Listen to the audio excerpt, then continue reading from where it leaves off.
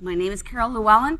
I am now the tool librarian and office manager of the Smart Building Center and the tool lending library that's in the PAC Med building, which is the building up there, or Old Amazon as we sometimes call it, historical building, on the first floor. We have about 10,000 square feet.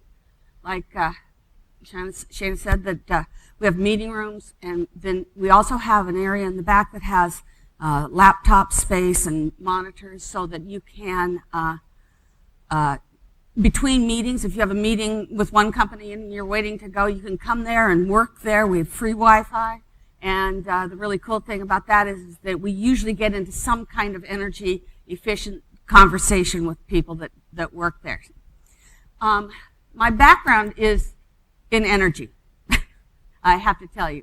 I started as an energy auditor, residential energy auditor at Seattle City Light in 1978, just after President Carter signed the National Energy Policy Act that said that any utility over 50,000 customers had to give advice to homeowners because with the gas crisis that went on the previous years, we knew that we had to get off of dependency on oil and using oil to heat your homes. So the city of Seattle embraced that totally, and we started the conservation program. I was already a City Light employee, and so once I did that for 4.5 years, then I got called up by Snohomish County PUD to help them further their program along, and I worked there until my son was born in 1987, and then I got to become a homemaker for a while, which was really weird, but I still kept in the energy business because my husband, Dwayne, worked at Snohomish County PUD in the commercial energy conservation program. So when this opportunity came up for us to help with the tool lending library and the Smart Building Center, we jumped at it. We both said, hey, this is a really cool thing. So basically what the Smart Building Center is, it's only been in existence about 6 months in this iteration of it. It came out of an ERA grant, and it was a hub for people in the energy business, professionals, utilities, the ESCOs, the trades, to all get together to figure out how can we help with the energy initiative that President Obama had set forth. So when the economy started getting stronger, then the educational funding kind of fell off because we had no students for the energy management program at Edmonds. And so the collaboration of people, they were always too busy to sit down and just talk about things anymore. So NEEC decided to rehouse the Smart Building Center. We were able to go into the Pacific Tower and get that space for the next 10 years at least. And the lovely Department of Commerce, thank you very much, gave us money to buy about 900 pieces of equipment or tools that are used for tuning up buildings or finding out where your energy is going. So that's kind of how the tool lending library started. So the Smart Building Center is technology and innovation, education, and diagnostic tools. And we have the meeting space where we have educational classes going on all the time. We have technical and innovation people, so we have a data analyst on staff, and you can bring back your tools, your data loggers especially, and we can, now that I've got this data, what do I do with it? And so we help with that. So it's operated by the Northwest Energy Efficiency Council. It got seed money from the Department of Commerce. We do tool lending and data analytics. So this is our event space. So on the left is our big space, and this area can be configured. We have tables. We can seat about 40 people at tables, big long tables, because the tables are modular. They're trapezoids, and so they could either be, we can make them in circles, we can make them in squares, we can make them in chevrons, so that we have a lot of ability to have table space, and then we also have, we can seat it auditorium style. We have about 100 chairs, and it's a real great space. Please come up and visit. We're in the first floor of the Pack Tower building in a remodeled space, and the Pack Tower building is beautiful. This is our large conference room that has a beautiful live edge table in it. Can seat 22. Also, you can put chairs around the edge to get more people there. And it's got full AV capabilities, GoToMeeting, GoToWebinar, and those interconnectivities. We have 3 screens in there. You can project whatever you want on one screen and people on the other 2 or whatever. Very, very high tech. And then we have just a regular small conference room at the bottom. If you want to reserve our space, it's free. It's free. Really free. Okay? And all the AV stuff, free. Free. The Department of Commerce literally wants us to incubate ideas of furthering the economy of the state of Washington. So our tool lending library consists of 85 tool types. We have an online reservation system called My Turn. Loan period is up to 4 weeks. It really depends on what your project is and what your need for the data is. We can certainly, sometimes data loggers need a longer period of time. You could use an IR camera maybe for just once or twice in one day and bring it back. Yesterday, this guy needed to measure, he needed to find where his hot water pipe was in this wall before he drilled into it. So he's an architect, and so he used our IR camera to locate his hot water line. We have local pickup, or we can ship stuff to you. And we're open Tuesdays, Wednesdays, and Thursdays from 9 to 4. And it's free. You can borrow the tools for free. So tool applications. We have troubleshooting, heating and cooling system equipment. For example, who knows what a flow hood is? Oh, okay. So a flow hood is what measures the airflow coming out of a register or a diffuser. And that way you can figure out if you're getting enough heat, too much heat, too little air conditioning, moving the air, carbon dioxide, that type of thing. Is your system doing what it's supposed to be doing? It also measures system performance. We can verify and system operating conditions. So let's say that you've got a room that when you walk in there, all the lights are on, but yet you have a lighting control system that says that those lights are supposed to go off at 5 o'clock, or that you're supposed to go on occupancy, and they're not working. Well, you can prove to the powers that be, to the people that need to fix it, this is not working. So what's really funny is in our building, they put it in, and they put all these LEDs, and they're wonderful. We have little wall switches on the wall, and you're supposed to be able to go auto, and it turns them on when you're there, and it turns them off when you leave. Auto to the system right now says, I'm going to come on full, and then I'm going to come down a little bit, just enough so that I can't read anything. And then if you don't move, I'm going to turn the lights off. So a lot of times I'll be sitting there in the dark going, okay. So you have to be smarter than the control panel, let me tell you. And so every once in a while you'll find me waving my arm. People think I'm, having a seizure or something. Control system troubleshooting is really important. Controls are the thing that help you save energy because it turns equipment on and off at the correct time, especially the off side, so you're not using energy when it's not needed. Energy consumption metering.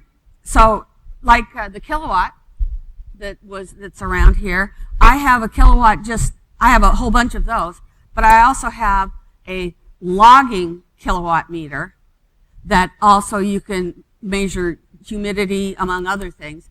But this is a very robust piece of equipment where you can actually plug a plug strip into one end and then this goes into the wall. And what this does is that now you can meter multiple items on that plug strip.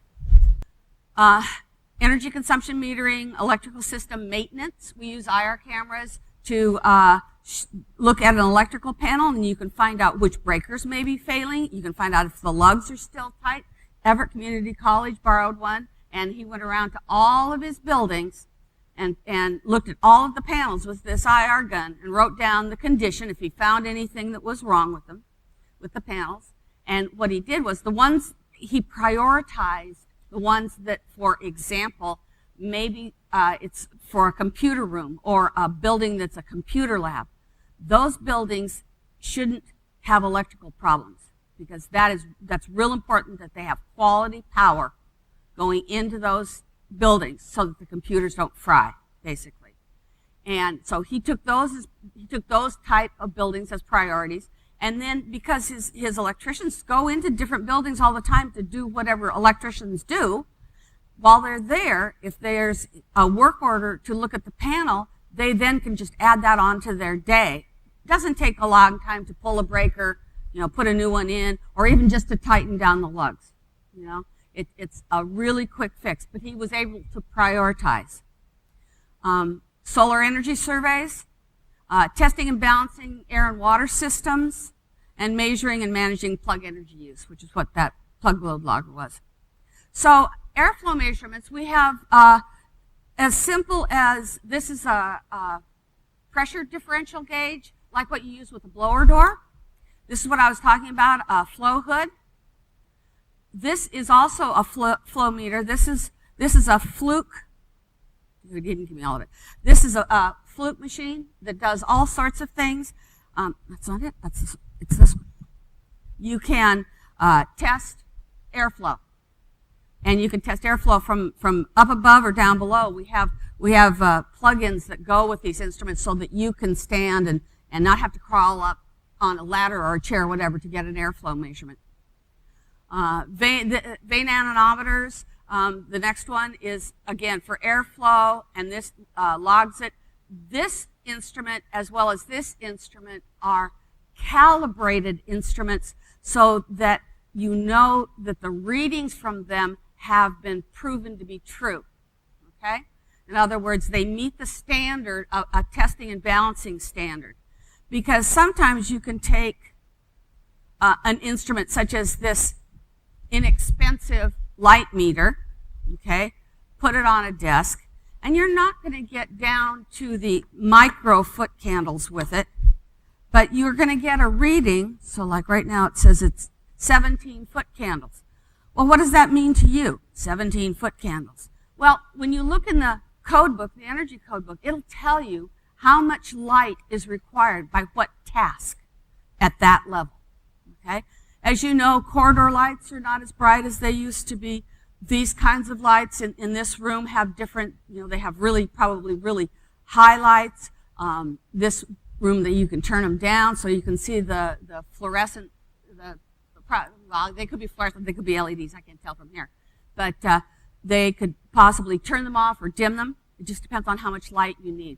So we measure task lighting. If you're working in an electronics thing and working on really small things on your table, you want to have good light. If you're working in a warehouse driving a forklift, you don't need quite so much light. Our energy code tells us that. With these kinds of instruments and the light meters and the thermal anemometers, you can tell what is happening in your room or building. So we have water flow measuring devices. People need to know how much fuel. Let's say you put it on a gas line. You can actually measure how much gas is coming into your building with one of our instruments on the washing natural gas side of the Civic Energy side of the meter. Okay, and then once it gets in the meter, then you can use other instruments to figure out, well, how much of it is going to the boiler, how much of it is going to the hot water. So you can then you've got the big number. You got the big number, but what we like to know is the disaggregated number. How much is being used by what instrument? We also have, this is a it's this one down here. This is a really cool thing. This we have a ultrasonic leak detector, steam trap leak detector. Now, steam traps are really huge, and they're notoriously bad because the buildings in Seattle are old, okay? And so the University of Washington borrowed our instrument. They went around and listened to about 30, 40, 50 some odd steam traps, some that they'd already rebuilt and some that had never been touched. And they could tell the ones that had been overhauled because they repainted them when they overhauled them. And so when I was down in this basement, in this mechanical room with one of the RCMs from the University of Washington. And so we put the wand on one side and of this one that had already been fixed. And it was quite quiet. And we put the wand on the other side, and it was quite quiet. And then we just went downstream about 5 feet, put it here on one that had not been done, and there was this gigantic noise, kind of, and on the other side, same thing. And that valve was in the off position. Okay? That valve was supposed to be in the off position. It was leaking steam. It was wasting energy. It was a very hot day. That day outside, there should have been no steam going into the heating system at that point. So over 50% of the traps that they had tested failed. So they too also had a list of traps that now they have to replace. The ones in the medical facilities, the two buildings are the medical facility and also the marine biology, marine science building, because those are kind of the oldest, and they were also vital. They had to have either the heat or the cold because of the fish that they keep there. For indoor environment, we have temperature meters. We have, this is a carbon dioxide meter that you set up, but it's not a logging meter. It'll only give you what you are having at the moment. But what we do with these is we then give you a hobo data logger. And there's a USB port that goes in there. The other end goes in this logger, and you set it, you launch it, you let it sit forever how long you want it. You come back, and it's logged the CO2 in the space that you're interested in, and then you can either remedy that by using more outside fresh air. You can change. Maybe it's too much. Maybe it's too fresh of air. And people are complaining about being cold. That's the biggest problem when your fans are going too fast. So we have tons of data loggers.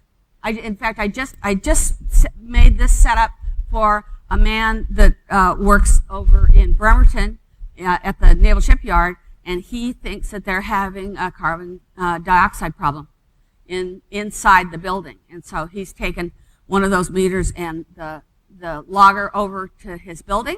He's probably going to have it a week, and he's going to figure out that they've got a problem. He's pretty sure they do, but until he can prove it, this is the prove it factor.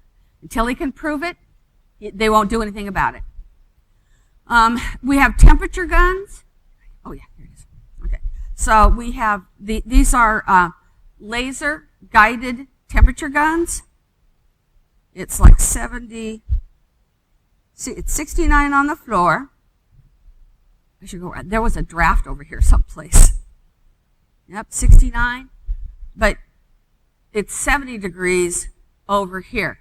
So it depends on what you want to measure, what the tool is that you want to use. This is a dual laser, so this will do surface temperature.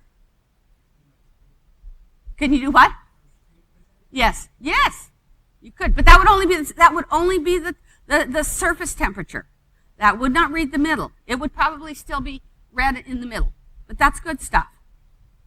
Okay, and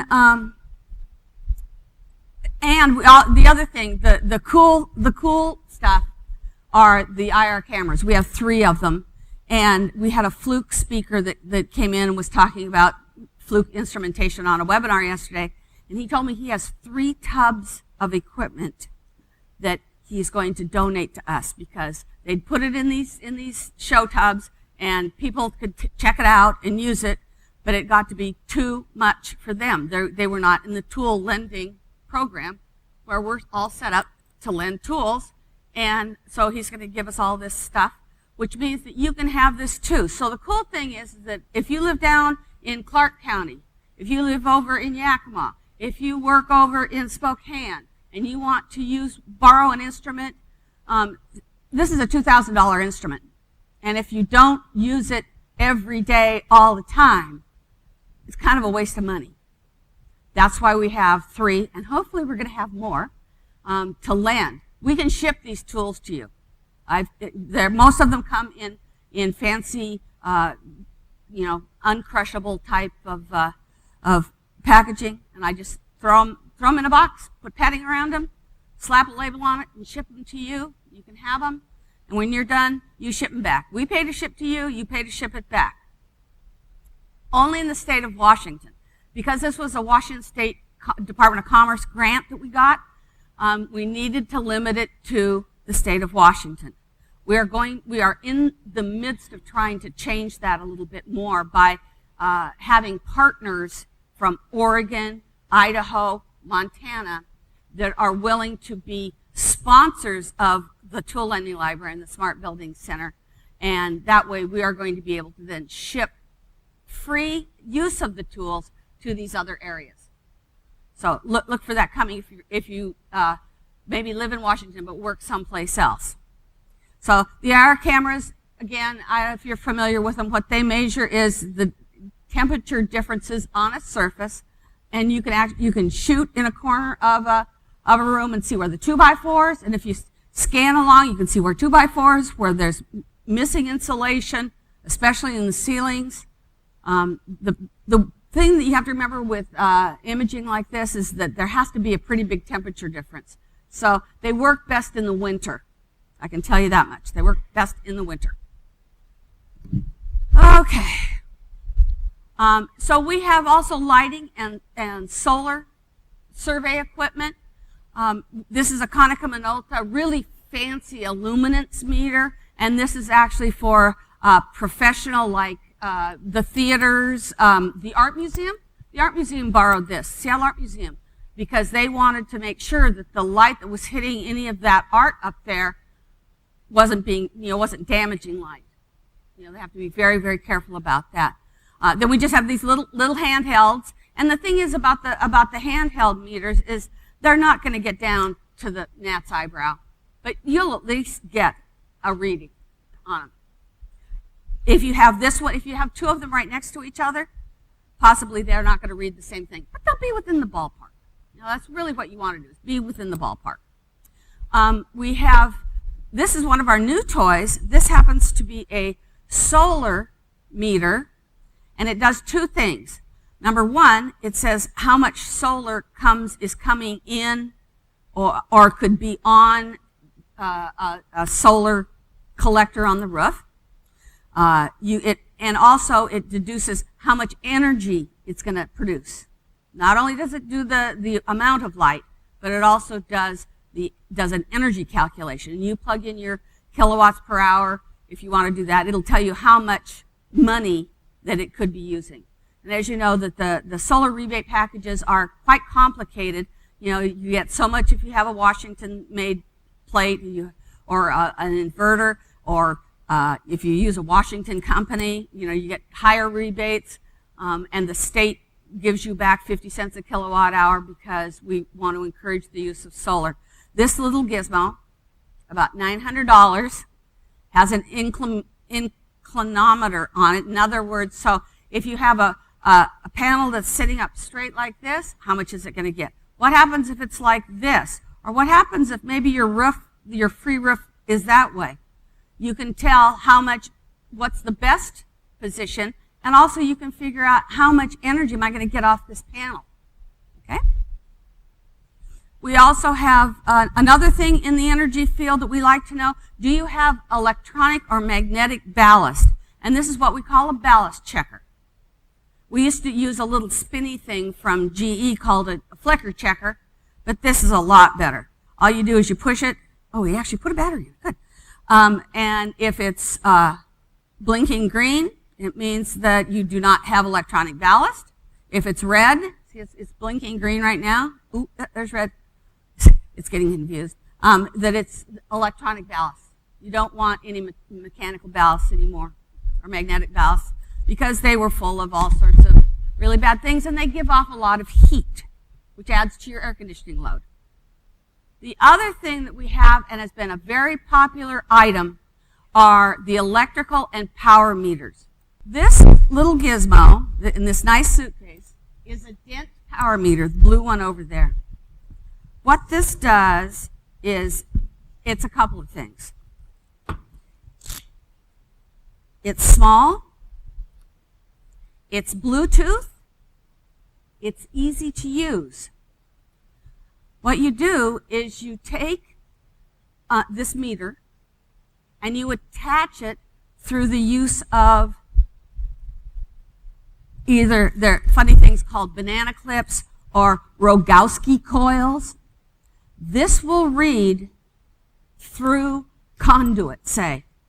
This will read electricity. And it will tell you how much energy is being used. These are usually put on a panel or near where the source of the energy is coming into your building. So you can put this on the outside of your box, just wrap it around, and it'll tell you how much power is coming into your meter. Again, it's just a big number.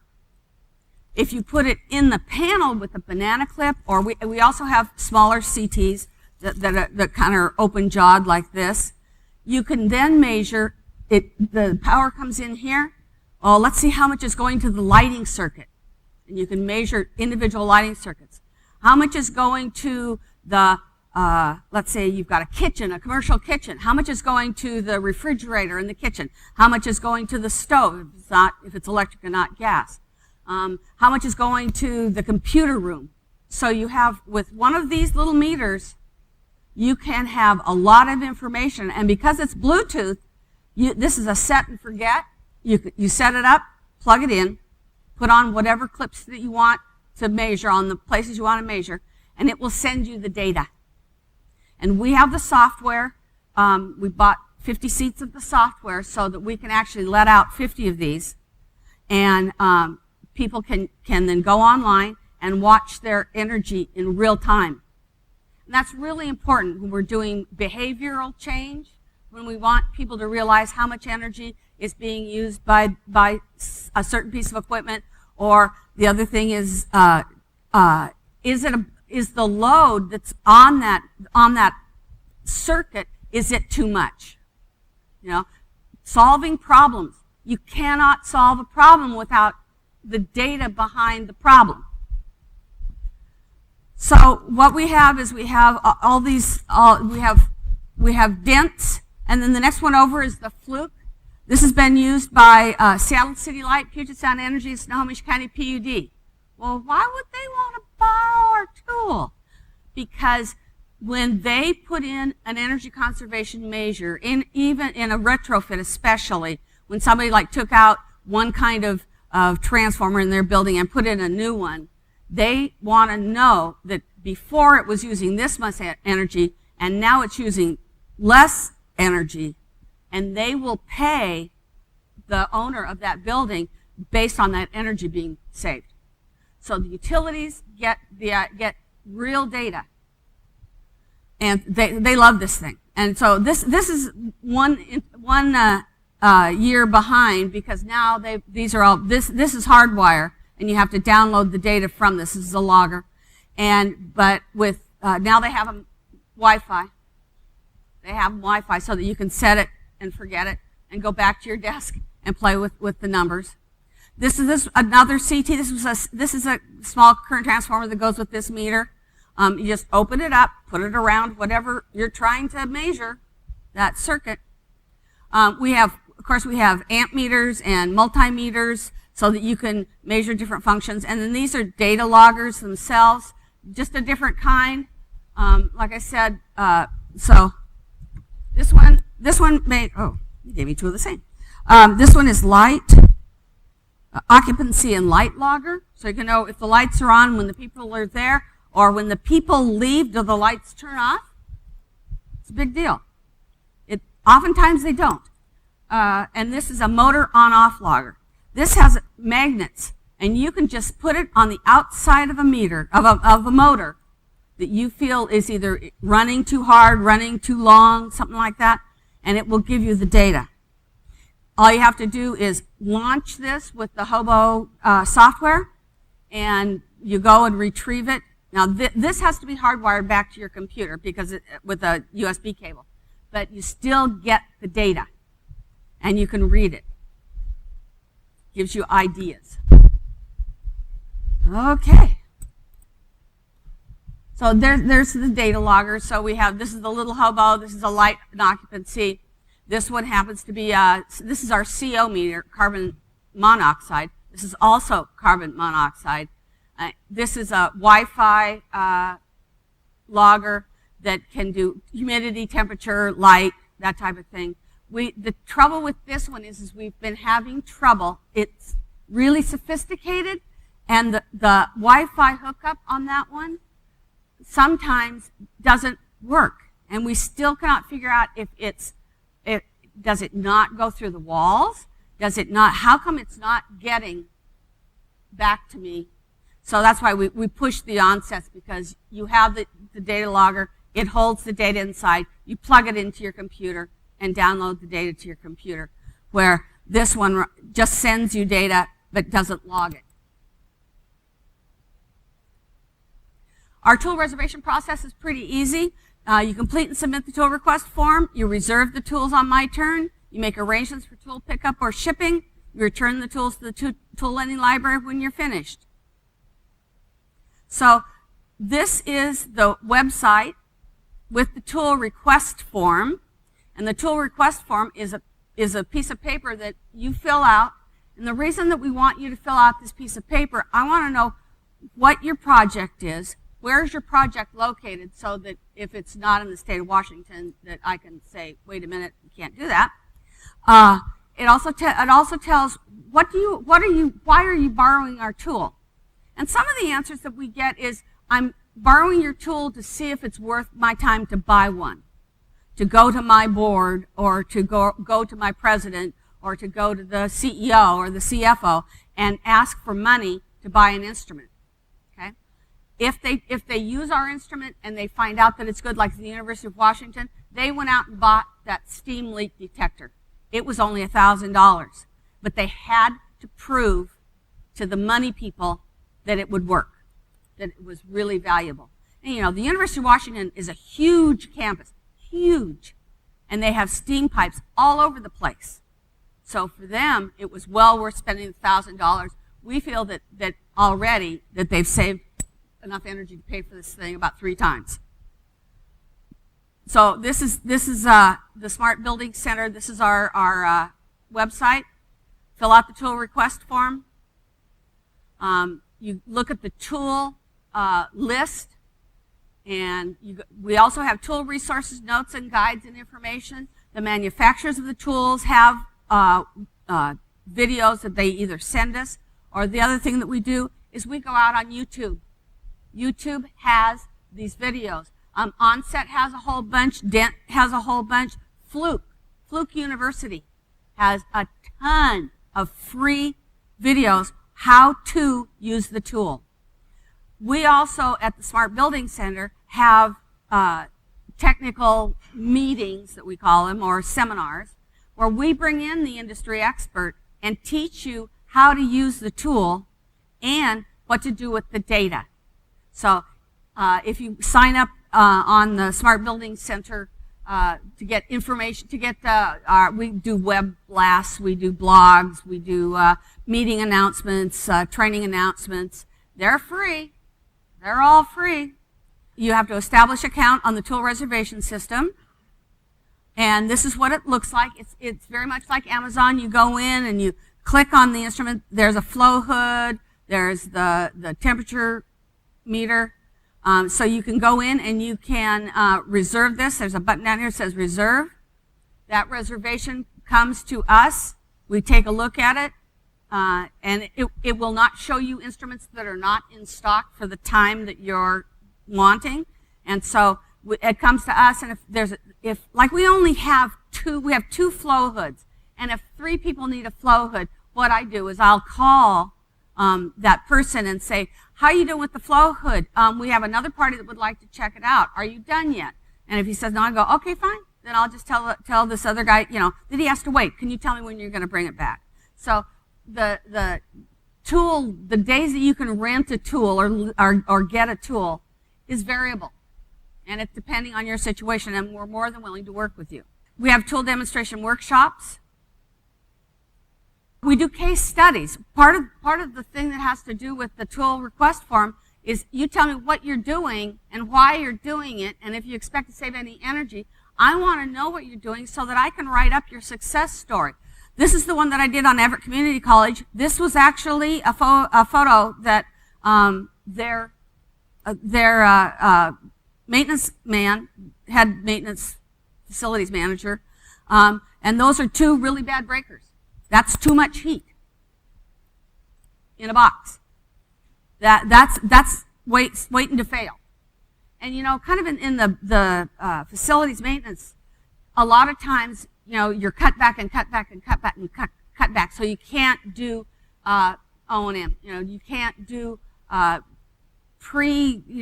ongoing maintenance to your system because there's just not any money. So what do? You go around and put out fires. This was going to be a fire really quick, and this could have taken down a big building at Everett Community College. Don't want that. Okay? So that's why we want your information, and I go through and I write up the case study, telling me what tool they used, why they used it, what were their results, what did they learn from using that tool. And that's kind of the take home. What did they learn from using that tool? And that's it. Thank you.